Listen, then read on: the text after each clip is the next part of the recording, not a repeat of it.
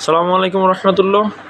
1 মিনিটের পাঠশালায় আবারও স্বাগতম আপনাদেরকে। 1 মিনিটের মধ্যেই শেষ করব।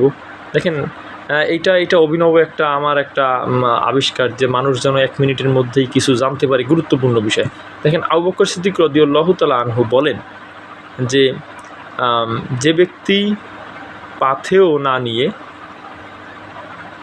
কবরে ঢুকলো, যে ব্যক্তি পাথেয় না নিয়ে কবরে ঢুকলো সে যেন জাহাজ না নিয়ে সাগরে ভাসলো। মানে যে ব্যক্তি নিজের পাথেয় সংগ্রহ না করে কবরের মধ্যে গেল বা মৃত্যুবরণ করলো, সে যেন জাহাজ না নিয়ে সাগরে ভাসলো। জাহাজ না নিয়ে যদি কেউ সাগরে ভেসে দেয় তাহলে তার যে অবস্থা হবে, পাথেয় না নিয়ে কবরে ঢুকলে তার এই অবস্থা, সেই অবস্থার সঙ্গে একটা তুলনা করা হয়েছে।